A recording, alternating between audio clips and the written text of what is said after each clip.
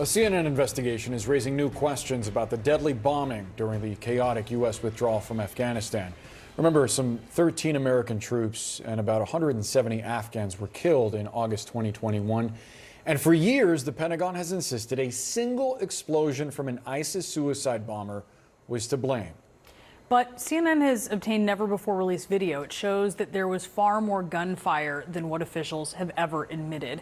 Our teams also spoke to a doctor who says he personally pulled bullets from the wounded.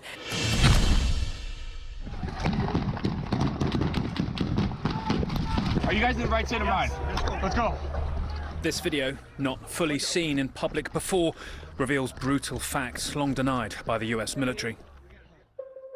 On August 26, 2021, a moment of acute savagery at the end of America's longest war. Two Pentagon investigations insisted all 170 Afghans and 13 US military who died here were killed by an ISIS bomber and nobody hit by gunfire. No definitive proof that anyone was ever hit or killed by gunfire. But this new video, which begins outside the airport's Abbey Gate entrance, reveals much more shooting after the blast than the Pentagon said.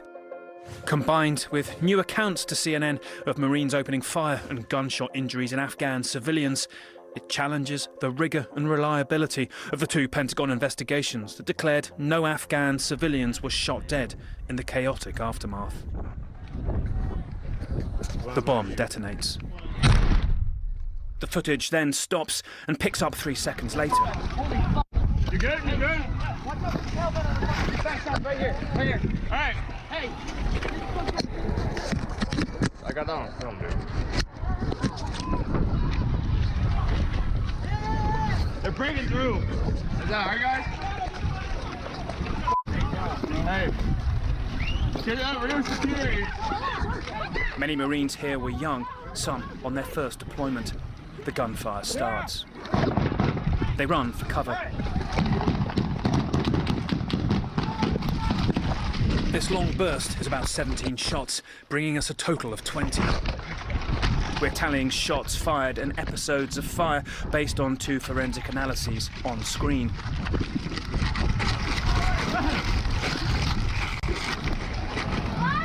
Cannot see who is still firing here, and we never see Marines or anyone firing in this video.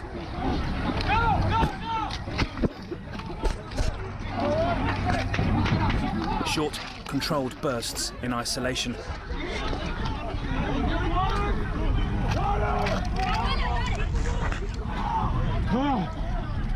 A CS gas canister has exploded in the blast, its gas choking this Marine. And in a moment, the total episodes of gunfire you've heard will start being more than the 3 the Pentagon has said happened. Hey, you good? Right here. The gunfire continues. We leap forward 27 seconds as Afghans, arms raised, run into the airport. No, they're just smoke and dirt, bro. One burst, now another. Is that the TB, bro? They wonder if the Taliban, the TB, is shooting. 2 Marines told us they saw the Taliban just after the blast, looking as shocked as they were.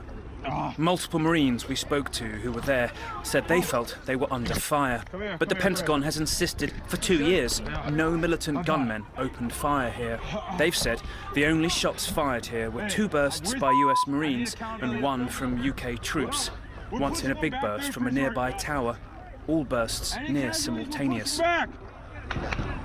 Get down! Are you good? So, according to their investigations, we must be hearing Marines or the British firing here. Get him water, get him water. Jump forwards nearly 2 minutes, during which there are 3 bursts, and they're heading outside to help. That's at least 43 shots in 11 episodes of shooting. Just short of 4 minutes of sporadic fire, most of which the Pentagon has said for 2 years did not happen. Stretcher!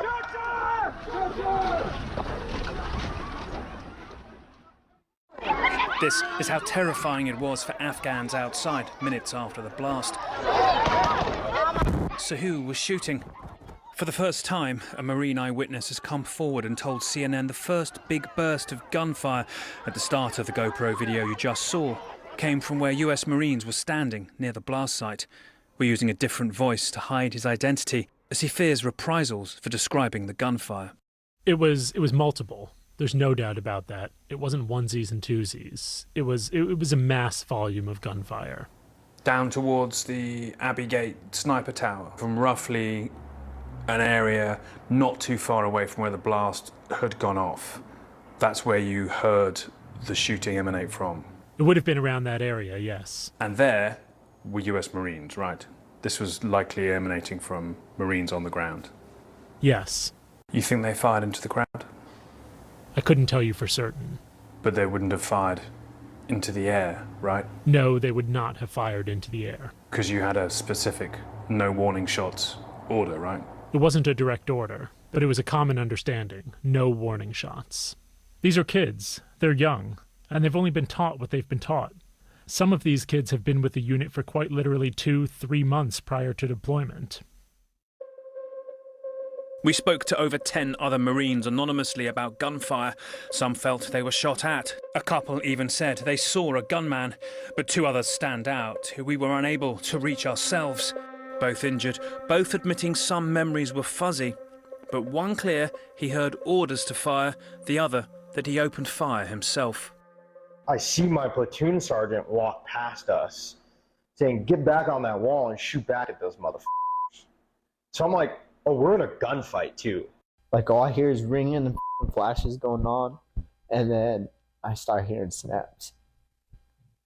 And then I start realizing that's a dude shooting at me. I just started shooting at the dude.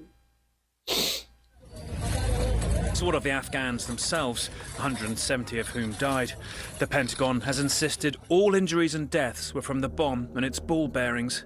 But 2 years ago, CNN heard significant evidence from 19 eyewitnesses that Afghans were shot, and from Afghan medical staff counting dozens of dead from bullets. Key was Saeed Ahmadi, head doctor at the Kabul hospital treating most of the wounded. Back then, he was afraid to speak openly, and his account was dismissed by the Pentagon. But now we met him safe with asylum in Finland. He says he and his staff had the expertise to diagnose over 50 dead from gunfire that night. 170 people were killed totally. But the register, what we had, maybe 145. And by your estimation, about half? More than half, I think, were killed by gunshot. So when you hear the American investigation say that you're just wrong, that you don't know what you're talking about? I wonder, I hope one day they ask me or they call me what you saw. Like you came here and asked me, you came to Kabul and asked me about the situation. They never asked me. Even though we described the video and our findings in great detail to the Pentagon, they said they would need to examine any new unseen video before they could assess it. They said their first investigation had thoroughly looked at allegations of outgoing fire from US and coalition forces following the blast. They said their review, released earlier this month, focused